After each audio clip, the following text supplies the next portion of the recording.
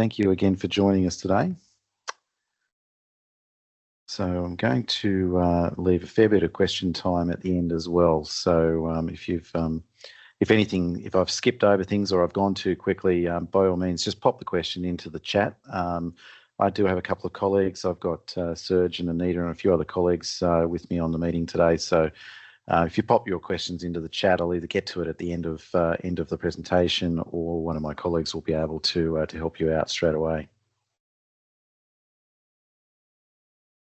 All right, folks, well, we'll get started. Is everyone able to see my Outlook, my PowerPoint slide there? Okay, I might just pop that onto full screen. So that might make it a little bit better. Okay, so today's presentation is all about getting more done with Microsoft Outlook. Just as a reminder, IT&T is not only a managed service provider where we cover everything from internet, IT support to print to telephones, you name it. Our reason for being here is that we want to make your lives as seamless and as quick and easy as it possibly can be. So our motto is one call and one bill gets it done. Increasingly, we are also known as a managed service and security provider. So we've been doing a lot of work with our clients over the last few years in helping them to protect their businesses from an increasingly complicated threat world. So these are the 9 topics that I'm going to be going through today. So my top productivity tips for using Microsoft Outlook. I'm just going to escape from that screen now and put that to the side. Now, I will say, and just as a reminder, that there are 2 versions of Microsoft Outlook. There is the Microsoft Outlook application or app that most people use, and it's now known as the Classic or Outlook Classic. There is also a web version of Microsoft Outlook. And that web version is what they call the new version, and I think that's the one that Microsoft wants us to push a little bit more. I'll be doing all of my work today in the classic version, just because I have a preference for it. But again, if you are using the web version of Outlook, all of the features that I'll be presenting today are also available in more or less the same locations that I'll be demonstrating for you today. So here we are, Microsoft Outlook. So the first thing that I'm going to say about Outlook is that we all tend to suffer from Outlook anxiety, and that's when you have been away from your desk a little bit for a little bit of time. You come back to tens, if not hundreds, or even thousands of emails, which can be for a lot of people anxiety-inducing. So I just wanted to show you some of the tips that I follow, and hopefully they might be of use for you as well. So the first thing you'll notice is that I've got a minimum number of folders here on my Outlook. And the first recommendation I have for you is to try to minimize or even eliminate the uses of folders within your Outlook. Instead, do one of 2 things. So once a case has been completed, I tend to move mine into a completed items folder, and I just name that by month. So that way, the big issue that people face with Outlook is that by sitting in your inbox here, you can be looking at that email 3, 4, 5 times before something is done with it. And by having it sitting there in front of you, that's where it slows you down. So even if something like an email that can't be actioned today, if it sits in your inbox, you might look at that email or open that email 2 or 3 or 4 times before you can actually do anything on it. So the best tip for you is to quickly get rid of emails by simply clicking and dragging. So left click, hold, and drag that email away from your inbox. A lot of people get nervous about that, thinking that how in the hell will they ever find these emails again? So the next top tip I have for you is to use categories. So using your Outlook toolbar at the top here, you can actually see this these coloured squares box at the top here. So that coloured squares is in fact your email categories.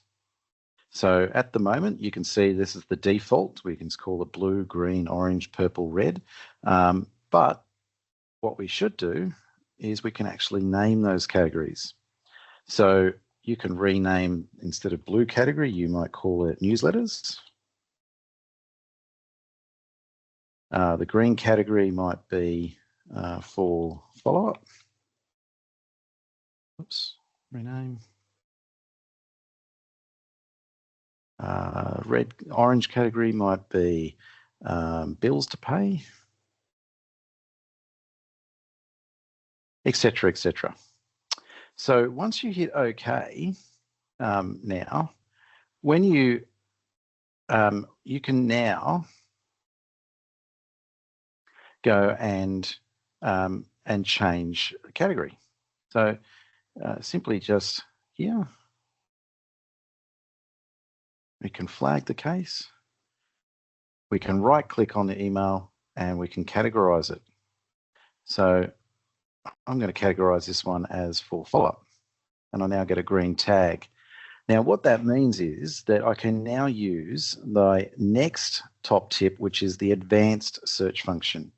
So a lot of people just use the search function here in the most basic form.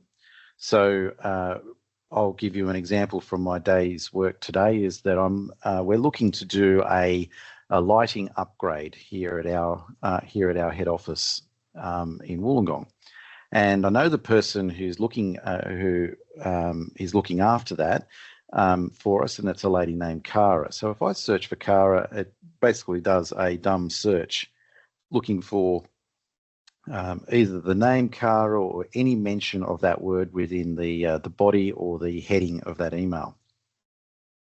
But if you use this drop-down arrow here to the side, you can actually do advanced searches. So you may not remember the name of the person, and you're struggling. Any hints or tricks that you're looking for. So you might be saying, I know I was looking for an email with an attachment. So you can say, yep, I'm looking for an email with attachment. The attachment might have a name that you remember. You might know the person who it's come from, or there should be words in the body of the email. And even you can limit the dates. So you could say, I was looking for an email from last August or last year. And you can have even more advanced functions here. So you can search attachments, categories, due dates, expiry dates, importance in the folder, etc., etc. So there's lots and lots of different things that you can search for within your emails. So for those of you out there, and I know there'll be some of you on this call that never ever move emails; they all sit in your inbox. I'm just trying to give you some assurance that you can move these anxiety-inducing tasks away from what you're looking at from a day-to-day basis, archive them, use categories, and then you can actually improve your searches for those emails that you're trying to find. Now, next top tip I have is actually a lot of us, we sit in our office each day and we've got our email open all the time. And we're all trying to be as responsive as we possibly can to every email that hits our inbox. One of the best advices that I've received, and I can give to the audience today, is actually you will be equally as productive if you just schedule 1, 2, or 3 times each day to actually process your email. You'll improve your productivity to a huge amount, because when you're not processing email, you're actually getting on and doing the job that most of us are employed to do. So, pardon me. So What you can do is use your calendar in Outlook. So you can actually block out times, dedicated times each day where your only task is actually to process your emails. So get in, read, respond to your email functions. The other parts of your day, you're more open for meetings or doing those big projects that you may be assigned in your job. Now, this is probably one of my favourite features of Outlook. So one of the things that we can do is if I look at this email now and say from Cara, from Asana Energy, who we've tasked with doing this lighting upgrade for us here at IT&T Wollongong, I've read that email and I know that, look, I can't do anything with this today. So rather than let it sit in my inbox, I'm now going to do this very special feature that not a lot of people know about. So I'm going to right click and hold this email, not left click. I'm going to right click on my mouse. And you see I'm now starting to drag up here and I can put it over my calendar icon. Now, if I let go of my right mouse button now and let go, I now see these options. I can copy here as an appointment with text. I can copy here as an appointment with a shortcut, copy here an appointment with attachment. So now I know that this email does not have other attachments inside the body of that email. So if I do this, and I'm just going to say copy here as an appointment with text. Can everyone see that? What just happened then? I copied it, I right-click, held it over the calendar, and then I let go, and I've selected the option to copy here with text. What that's done is it's now created that email as an appointment for my calendar. So rather than sit there in my inbox where I open or close it, I look at it, I'm wasting time with it, I'm now going to move it out of my inbox and I'm going to create an appointment when I know that I can do something else for that task. So it's defaulted to today's date and time. I'm going to say, look, I know if nothing else happens, I'm going to look at this again next Wednesday. So I select next Wednesday. What I tend to do is I tend to make all of these at 8 a.m. and I change this to 8:05.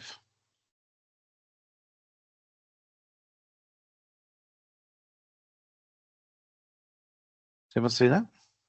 So what I've got now is a simple 5-minute appointment in my calendar, which is going to pop up as a reminder next Wednesday. Importantly, I've got the whole email trail here. I don't have to go searching for it. It's all the information I need to follow up this task is there and contained within the email. I don't have to worry about a location because I know it's just a reminder for me. And if I save and close that now, that email can now be taken out of my inbox and filed. And next Wednesday at 8 o'clock in the morning, I'm going to get a reminder pop up to say, hey, you've got to follow up Cara for that lighting upgrade. So it's a really, really great tool for doing two things: for creating yourself little tasks or things to do. Now, there is multiple different ways in Outlook that we can achieve the same aim as the one I've just showed you. In Outlook now, you've got this icon here on the left-hand panel, and that is a product that Microsoft has called To Do. Again, very similar sorts of sort of thing, is that it's a way for you to create tasks and to follow up on items that you may need to remember to do. So by adding a task, we can again click and drag our emails into the task, so that at the appropriate time that the to-do application is going to pop up with that reminder for us to do things. Very good. So again, just if you needed me to demonstrate that again, I just wanted to. Of course, it has. I'll just do this. If I might just give one more little demonstration here. So this one here has an attachment. I can right click. I'm dragging it up to my my calendar. I let go, and this one being an attachment, what I'm going to do is I'm actually going to create this as an appointment with attachment. And you'll see what happens now. So now the whole email, rather than being copied in as a text inside the body of the appointment, it's now attaching that email as an attachment to the appointment. So sometimes this is easier, particularly if you've got other attachments inside the body of that email to allow us to work on that at the moment in time. Excellent. Now, another productivity tip is that many of us do find ourselves typing out the same sorts of emails a lot of the time. Okay, so you may be working in a busy clinic, and there's a type of email that you're sending out to some of your clients. So what we can do here is we can actually create an email template. So the way we achieve that is if you go here to home, go along to the 3 dots at the end here, and no, apologies, we're actually going to do this via here. So if I go to an app, I'm going to add an app to my Outlook, and that's called the Templates app.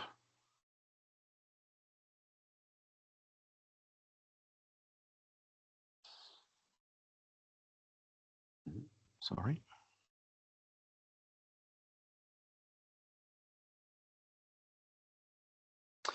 Guys, just give me 1 sec. I'm just going to find my templates. Yeah, add apps. Ooh.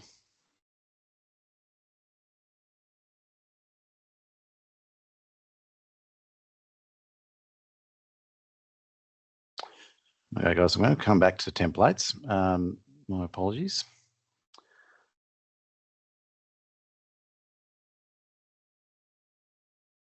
Here we go. Okay, so here we are. So in my apps, I've got my templates. So if I select that and open, we can now create a template for you to use. So the idea of templates is that you type out the subject line, you type out the body of the email, and when you go to, instead of typing out that email each and every time, you've got a template in there which you can then easily select from a drop-down menu. So when you start a new email, select templates, select the template that you've saved, and once again, you can just personalize that, do a small amounts of modification to personalize that email for your client or for the person that you're sending the email to. And very, very quick, easy way to save yourself a lot of time in composing emails. Okay, next productivity app that I wanted to share with you today, and I did mention this on a previous webinar, but it's worth repeating. How many of you have found yourself in a situation where you may have sent each other 3 or 4 or 5 emails trying to find a time where you can book a meeting with yourself, between yourselves and a client, or even inside your organization? I know it happens a lot with me. I'll say I'm available next Wednesday at 10 o'clock, and the person I've emailed says, oh no, I'm sorry, I'm not available at 10 o'clock. Are you available at 2 o'clock? So we can save an enormous amount of backwards and forwards emails by simply using the Book Me feature of Outlook. So if I go and show you my email signature, Here under options, I go to mail and I show signatures here. You can see my book with me signature here. So all that is, it's just a hyperlink directly to your calendar.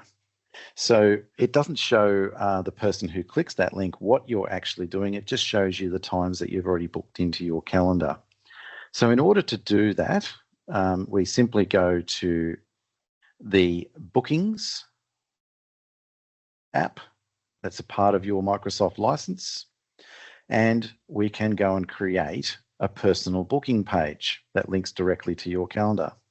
So if I open that up, you'll see that I've created this 30-minute meeting booking where it's public, so that anyone who has a copy of that link can publicly see where I'm available. In order to create the email signature, if I use this feature here, see the little arrow with the inside the box, it's a 30-minute meeting, and this is the whole link to my calendar. So what I do there is I use this here just to copy that whole link. I can then go over here to my signature page, and I'm going to edit this.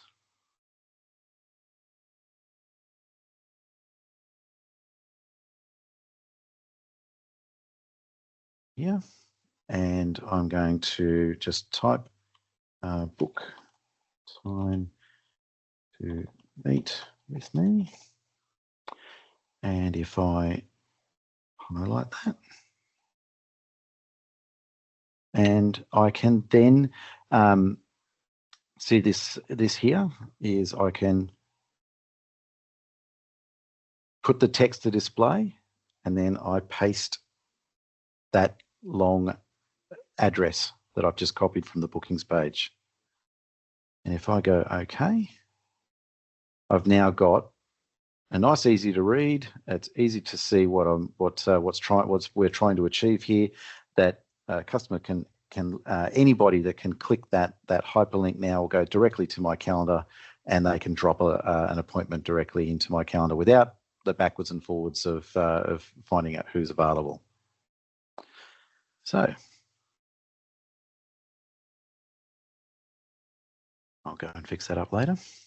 So that's bookings. Next top tip that I have for you is you can actually go and create rules for your email. So this is effectively you're asking Outlook, anytime you receive an email from a certain person or from a certain company, you can ask that use rules to do what you need it to do. So for instance, I might have lots and lots of emails coming in from one particular company that I need to forward to the accounts department. It might be a bill coming from a particular supplier coming to me. So what I can do is I can right-click on that email, and I can create a rule for it. So the creating the rules is that it might be coming from this company or from this email address, and what would I like it to do? So I can say go to advanced options here. I can say if anything coming from this company here, I'd like to apply this rule once the message has been received from this company, and I go to I'd actually like to move that folder, or I'd like to we'll go forward. I'm going to forward it to people or group as an attachment. I go next. I'm going to forward it as an attachment. And I'm also going to move a copy to a specified folder.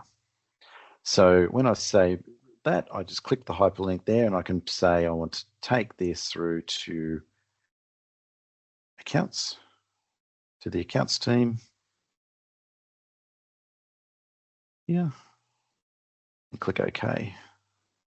And I'm also going to move it to my completed folder.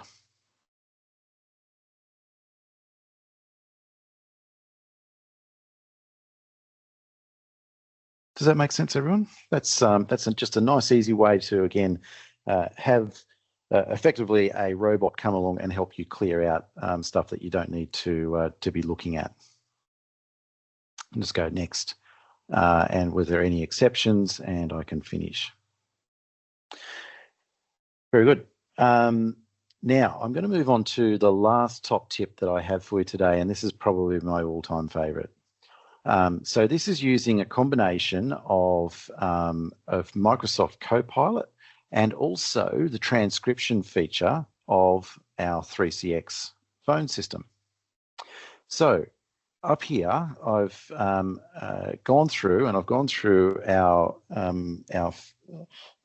my phone recordings from today, and I can see that there's a transcription here from a customer that was having problems in connecting their laptop to their wireless network. So if I just go and I've used the AI transcription feature of 3CX, and I'm just going to go and copy that whole transcript. I'm going to take it to Copilot, and I'm going to say, I copy, and as you can see, what I've done there is I've just copied and pasted the whole transcript into Copilot, and I've asked Copilot to create me an email summary and action point from that phone call that we did earlier. How good's this? So a couple of seconds of work, as then I can just go and copy that whole summary, create a new email, paste it in. So you could easily see this feature going, being very, very useful if you've been having a long telephone conference, or you've been speaking to a client and you wanted to send them a quick follow-up email, looking at what we're doing next. So it's actually, it's transcribed your whole phone call. You might have been mentioning on the phone call, okay, on this, I'm going to send you a brochure by no later than the end of today. It will actually pick that up, and it will actually turn that into an action item for your email. So, no more going through, after sitting through a long telephone meeting or a meeting on Teams. You can use both of those tools to grab a transcript, copy it into Copilot, and ask Copilot to summarize that and create you an email for all the actions that are due to be done as a result of the phone call. So very, very useful feature. Even using Copilot natively is built in, as we know. It's built into all of your Microsoft applications. So you'll see here that you've got the option. If you do Alt-I, you can just say draft with Copilot. What would you like to say? I would like to thank our webinar audience today joining the call. As you can see, you don't have to worry too much about spelling.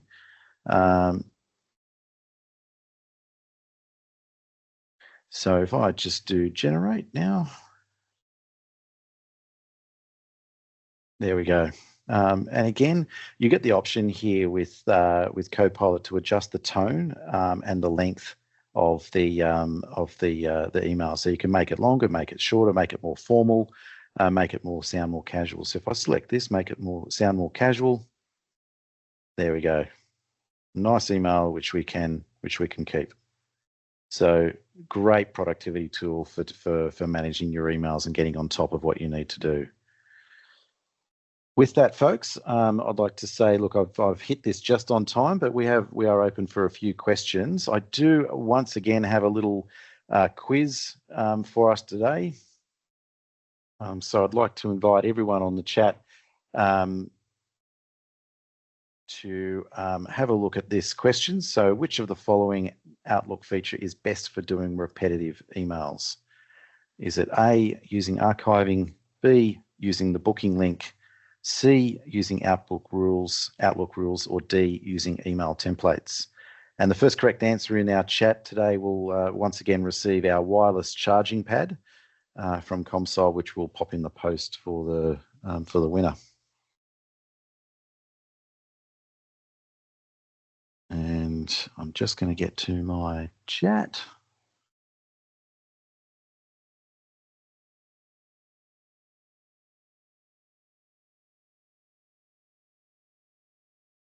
Okay, so have we got a winner yet?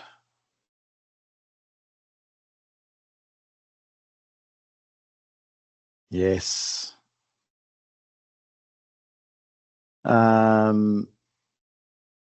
I've got from our very good client here, Grad's company from their accounts team was the very first one to correctly answer D. And Jenny, I see your question there as well for Copilot option in writing email. The Copilot feature is an additional license from Microsoft, and again, we have done previous webinars on using Copilot, and I'll reach out to you, Jenny, at some stage this afternoon to go through that with you. Was there any other questions on today's on today's webinar while we're here?